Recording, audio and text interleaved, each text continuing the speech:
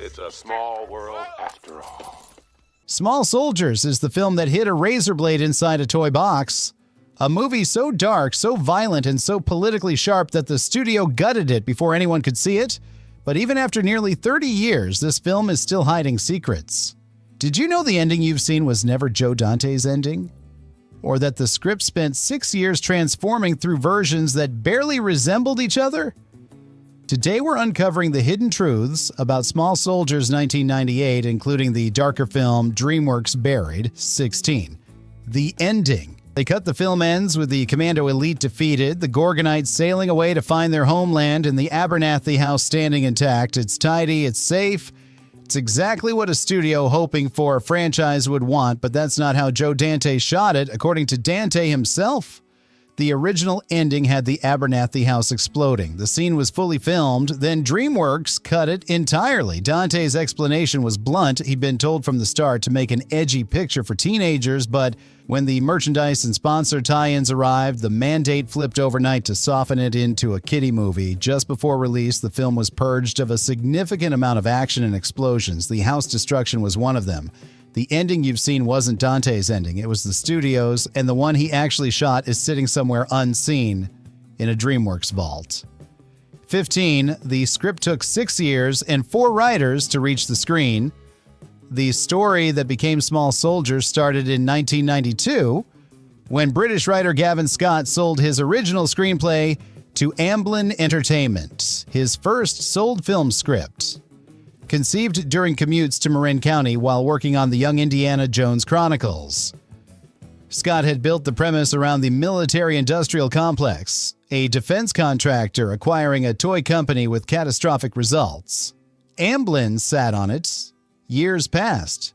Ted Elliott and Terry Rossio, the writing team behind Aladdin, and later Pirates of the Caribbean, were brought in to reshape it. Then Adam Rifkin, who had written DreamWorks' Mouse Hunt the previous year, did another pass. Gavin Scott returned for additional work.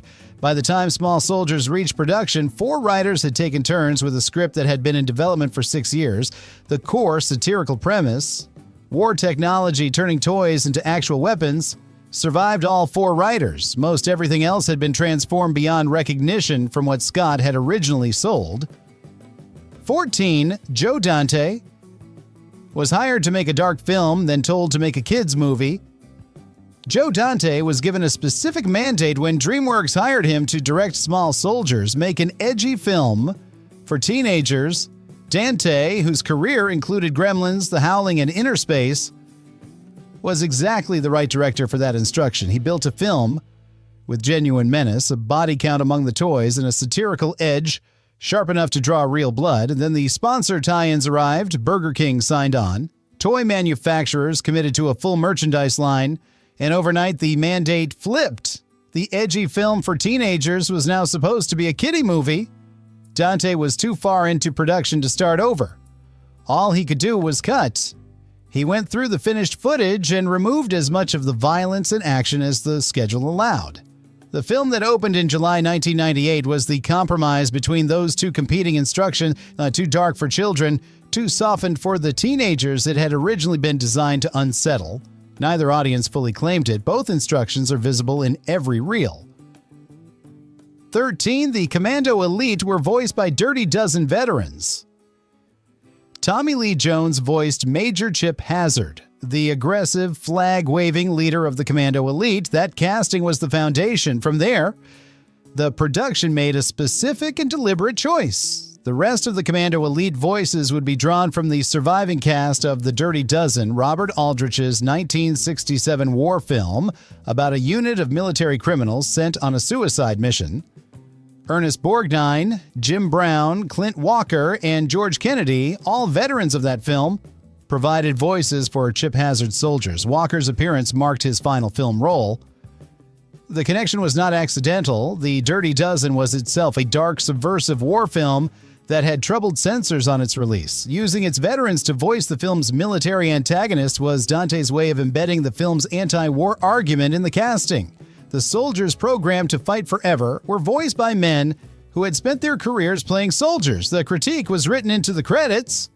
12. The Gorgonites were voiced by all 3 members of Spinal Tap Frank Langella, voiced Archer, the noble leader of the Gorgonites, the pacifist monsters whose only ambition is to find their lost homeland. The rest of the Gorgonite voices were drawn from an equally specific ensemble. Christopher Guest, Michael McKean, and Harry Shearer, the three core members of Spinal Tap, voiced additional Gorgonites.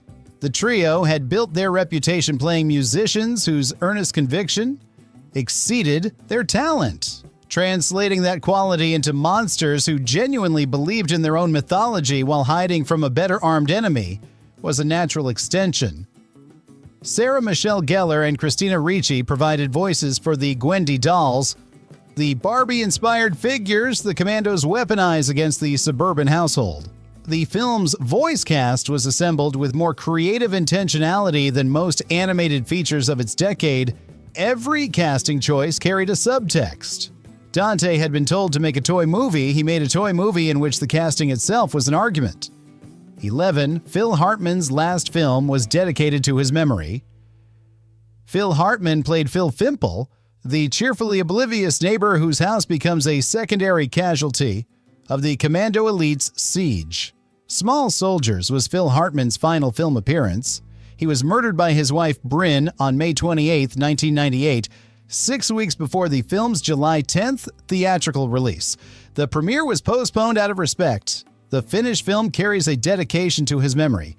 Hartman had been one of the most consistently funny performers of his generation, a Saturday Night Live veteran, the voice of Troy McClure, and Lionel Hutz on The Simpsons, a comedian whose comic persona was built on cheerful, oblivious self-satisfaction.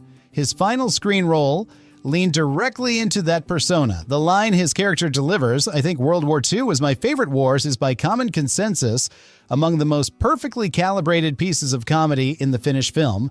A dedication to a man appears at the end of a film he never saw open. The toys outlasted him. The dedication was the least the film could offer. 10.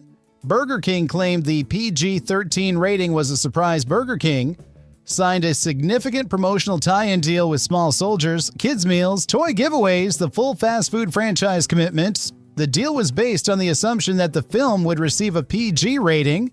It received PG-13. The specific scene that triggered the higher rating was the sequence in which the Commando elite drug Phil and Marion Fimple's drinks. Burger King executives later stated publicly that the PG-13 rating had caught the company by surprise, that they had been led to believe throughout the negotiation that the film would be appropriate for the youngest audience bracket. The promotional materials had already been produced. The toys were already manufactured. The kids' meals went out anyway. A fast food chain that had been promised a PG movie was selling toys from a PG-13 film in children's meals across the United States while publicly expressing its displeasure. The Commandos had taken the restaurant by surprise the same way they took everyone else. 9. The Gorgonites were designed as a satire of He-Man. The Gorgonite toy line, the monstrous-looking pacifists who serve as the Commando elite's designated enemies, was directly modeled on the aesthetic language of He-Man and the Masters of the Universe, the Mattel toy franchise that had dominated 1980s children's culture. He-Man's universe operated on a simple premise. A hero surrounded by heroes fought a villain surrounded by grotesque creatures. The creatures were visually designed to look like the villains regardless of which side they occupied. The Gorgonites carry the same design logic. They look dangerous, they are not. The satire embedded in their appearance is specific. A toy line builds creatures that look like enemies to justify the existence of the soldiers that fight them. The Gorgonites are the monsters the Commandos need to exist. Without something to fight, the Commandos have no purpose. The film's most uncomfortable political observation is written into the shape of a toy. 8. A school shooting changed how the film was received. Small Soldiers opened in the United States on July 10, 1998. On May 21, 1998, less than 2 months earlier, a student named Kip Kinkle had murdered his parents and opened fire at Thurston High School in Springfield, Oregon, killing 2 students and wounding 25 others. The shooting reignited public debate about the marketing of violence to children, specifically the connection between militarized entertainment products and real-world aggression in young people. Small Soldiers walked directly into that conversation. A film satirizing the sale of military violence to children opened 6 weeks after a school shooting, carrying a Burger King promotion in kids' meals and a toy line in every major retailer. Critics who might have engaged with its satirical argument instead focused on its presence in a culture already interrogating itself about violence. Dante had made a film critiquing the thing. The timing made the film part of the thing it was critiquing. Nobody had a clean position to argue from. 7. Stan Winston's puppets were mostly replaced by CG. Joe Dante's original production plan was built around practical effects. Stan Winston's studio had been engaged to build animatronic puppets for the Commando elite and Gorgonites, elaborate mechanical figures capable of a full range of movement and facial expression. Winston's team built them. Then filming began. In practice, Dante found that the puppets were slower to set up, more limited in their movements, and harder to integrate with the live action than anticipated. The CGI team could achieve the same results faster, more cheaply, and with greater flexibility. The production shifted. The final film is approximately 1/3 Stan Winston puppetry and 2/3 computer-generated imagery, the reverse of what had been intended. Winston's physical puppets appear primarily in close-up facial work and specific mechanical action sequences. Everything requiring speed, scale, or complex movement became CGI. A film planned as a showcase for practical effects became a demonstration of why CGI was winning the argument in 1998. Winston's craftsmanship is in every close-up. The wide shots belong to computers. 6. The film opened. 2 weeks before Saving Private Ryan, Small Soldiers opened on July 10, 1998. Saving Private Ryan opened on July 24, 1998. Both were DreamWorks productions. Both dealt with war. Both arrived in the same summer within 14 days of each other. The proximity was not planned. It was the result of scheduling decisions made separately across different productions, but the contrast was immediately noted by critics and cultural commentators. One film was being praised as the most serious and unflinching depiction of combat ever committed to screen. The other was being scrutinized for selling military violence to children through a fast food chain. Steven Spielberg had produced both. Jonathan Rosenbaum, reviewing Small Soldiers, observed that the line one of the characters delivers, "I think World War II was my favorite war," sounded like something Spielberg himself might say.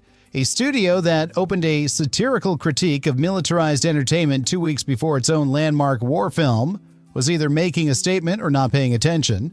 The critics had opinions on which. 5. The film is a direct satire of the military-industrial complex. Small Soldiers is not a film that happens to involve soldiers. It is a film about what happens when a defense contractor acquires a toy company and applies weapons technology to entertainment products. The Globotech Industries CEO, played by Dennis Leary, explains his philosophy directly. He wants toys that actually do something. He gets them. The Commando elite are programmed with chips designed for guidance systems on real weapons, chips that give them tactical intelligence, strategic planning, and an absolute inability to stop fighting.